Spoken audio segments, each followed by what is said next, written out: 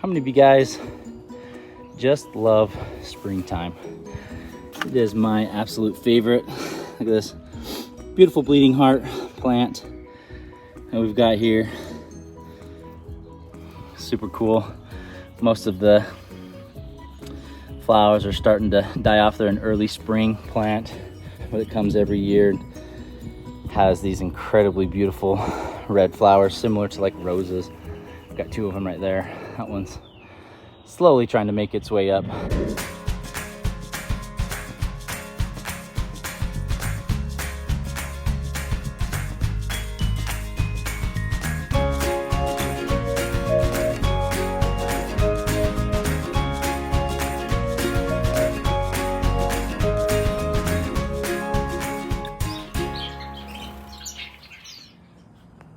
You know, guys, one of the reasons why I love spring and summer is to grow fruits and vegetables.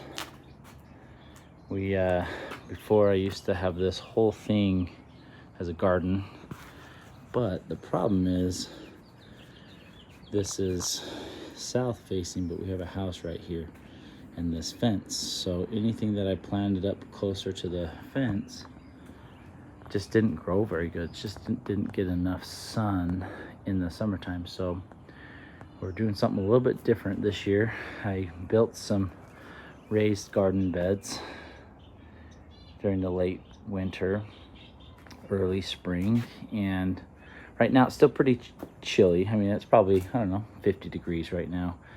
Still getting down into the 40s at night, sometimes a little bit colder due to where we live. So I've got some cooler vegetables that I'm doing for springtime, and then once the vegetables are done, or the cooler vegetables, then we'll transition to our summer plants, our watermelons and cantaloupes and pumpkins. And I'm actually gonna build some little trellis items for these grow plants so that we can grow our watermelons and cantaloupes on the vine, and cucumbers. So we're gonna try that out this year. I've got starters already going in actually in the bird shed, but thought it'd be fun. So we've got a line of peas here. I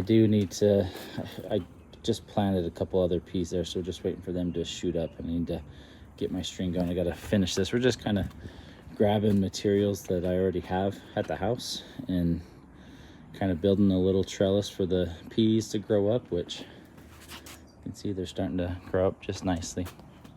And then we've got an assortment of lettuces here. Big leaf-eared lettuces, purple. And then I've got a few chards that are growing. Chards do better in warmer, but they do okay in cooler climates. So I figured I'd get those started, and they do grow really big. But what we don't eat here, we're gonna feed to the birds, especially the chard. We don't really like chard much in our house, so the chard will be specifically for the birds. But doing good. And then I'm trying to remember what, I'll have to look up what those two plants are. But yeah, got some spinach. Spinach is doing really good. We was able to pick quite a few of the bigger leaves the other day, made a salad out of them, and also fed a bunch of them to my birds. So we've kind of got a dual purpose here, and the birds love it. The spinach actually tasted so good, and so these leaves and lettuces. So I thought it was pretty cool. This is my first year growing any type of lettuces or spinaches. Figured we'd try to take advantage of it, see how it's going, and the birds are going to benefit from it as well, because they get what we're not going to eat.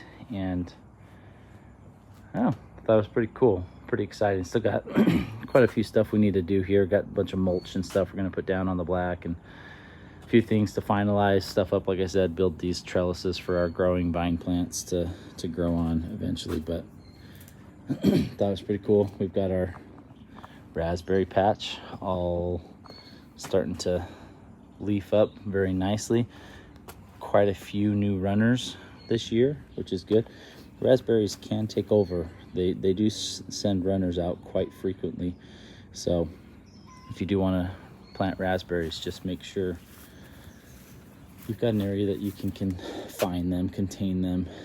I'm pretty sure eventually we'll have some raspberries go underneath the sidewalk, but once it gets to that point, we'll just be pulling it out because I do just want to keep them confined to this little section. And last but not least are 2 strawberry patches of ever-bearing fruit strawberries, doing really good. Actually getting quite a few blossoms going, and the same with over there. I got some straw. I need to put some straw down in there to protect the berries from sitting on the ground and getting ruined, but that was pretty cool. Got the birds there. Nice, beautiful spring morning. We've got a bunch of plants over here that we've got some beautiful flowers there. Got some purple millet here that's been really fun. We've got that. We've got some beautiful annual flowers on here that they should probably start getting some flower buds on them pretty soon. Again, blow it. Hey, you kind of got it. Got us some carrots that are springing up here. We have to give them another couple weeks, and then we'll have to start thinning those out.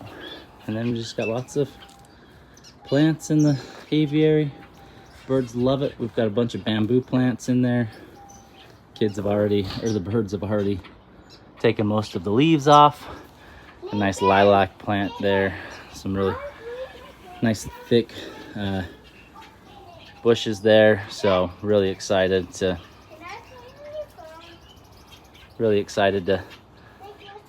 play with the birds, or put these in here with the birds so that they can play with them. So anyways, let me know if you guys any of you guys build or grow any gardens that serve dual purposes for your family and for your birds.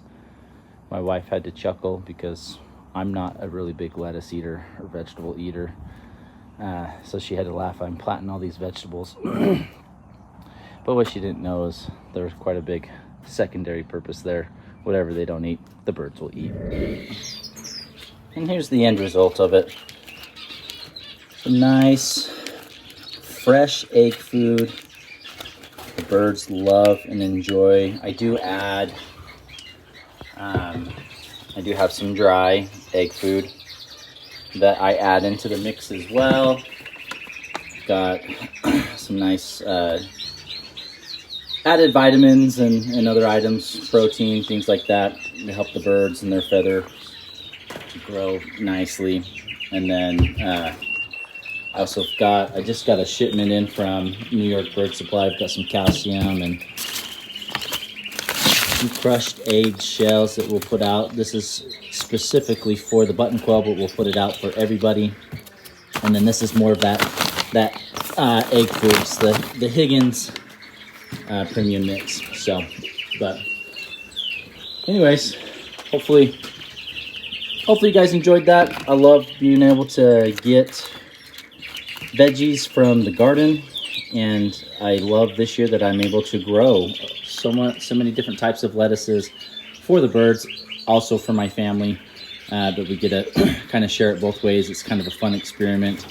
Obviously it's not enough to sustain the birds. We still have to buy some from the store, but I do prefer this better because then I know where it comes from and how it was grown and what I'm feeding to my birds. So thought that was pretty cool. Springtime's one of my favorite times because I can grow these different lettuces and spinaches and things like that. So hopefully you guys enjoyed it.